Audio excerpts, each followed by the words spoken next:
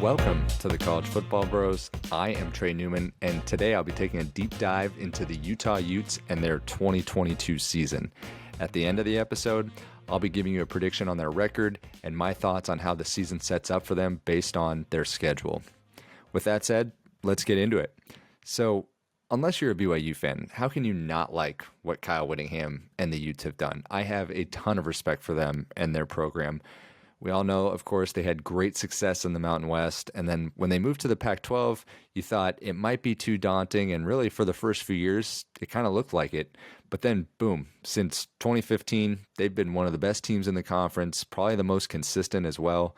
Last year, broke through, won the Pac-12 in pretty dominant fashion, only lose a heartbreaking but thrilling Rose Bowl to Ohio State, and as we all saw, it took an all-time performance by the Buckeye offense to beat the Utes. Now this year, the Utes have the target on their back.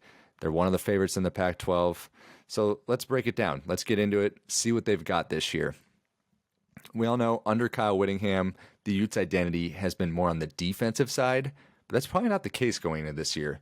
The offense is actually projected to be the better unit. SP Plus projects them to have the 10th best offense in the country, and that's thanks to Andy Ludwig. Since he became the offensive coordinator in 2019, this offense has really improved. The offense last year, it really took off when Cameron Rising came in after the first few games. They averaged over 40 a game in the last 10, and from about October on, Rising graded out as a top 5 quarterback in the country. His legs are also a huge asset, averaging over 6.5 yards per carry. Considering he's got a little bit bigger frame, very impressive and very valuable to this Utes offense. When you look at the running back position, they return leading rusher Tavion Thomas. He broke out last year, over 1,100 yards, 21 touchdowns. Micah Bernard, what a great second back to have. He had over 500 yards himself. They bring in a 4-star freshman from Florida, Jalen Glover. So the running back room is definitely a strength. And they return arguably the best tight end duo in the country, Brant Keithy and Dalton Kincaid. They decided to spurn the NFL and run it back this season. You know, those two combined for 86 catches, 14 touchdowns. Really, I guess, the biggest question marks are at receiver and the offensive line. Who will step up without Britton Covey? He did so much in the slot for them, highly productive. Devon Vele, he seems to be the guy. After watching part of their spring game, it sounds like he had a good spring camp.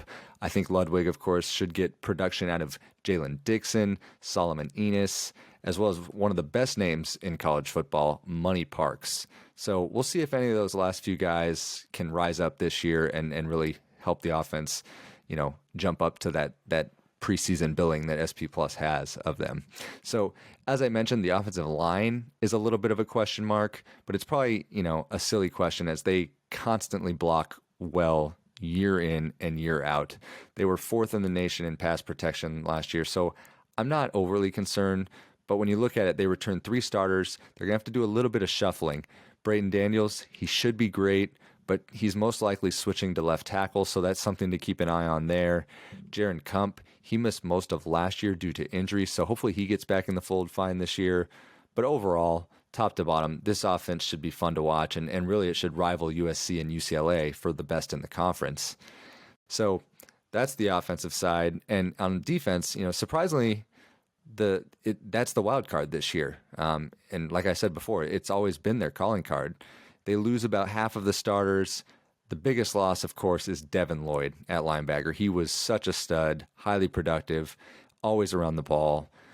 They also lose Sewell, so linebacker is definitely up for grabs this season, but I will say it's not dire. They bring in a good Florida transfer, Mohamed Diabate. One thing to watch, though, is he missed most of the offseason with an injury. They also bring in a productive Stanford transfer, Gabe Reed. He might also play a little bit on the line. His brother, Kareem, played a fair amount last year, too. He's back. When you look at the real strengths of the defense, though, I think it should be the back end. Clark Phillips, one of the stars. He was second-team All-Pac-12 as a corner. He's had 13 pass breakups. If Jatravis Broughton returns to his All-Pac-12 form after missing most of last year with injury, Malone Mataeli continues his development, then there's no reason to think the corners will not be very, very solid. Cole Bishop, he emerged last year as a quality safety. They also bring in an FCS All-American at that position too. Back end, like I said, not really concerned. The line, though, is more of a question mark. Van Fillinger, he's going to anchor an end spot. Kyle Whittingham kind of pointed to him. He's hoping he really breaks out this year. Junior Tafuna, he's a tackle that was the Pac-12 Freshman Defensive Player of the Year. So if he continues to develop at that level, should be fine. They also have a BYU transfer, Devin Kafusi. He might need to take on a bigger role.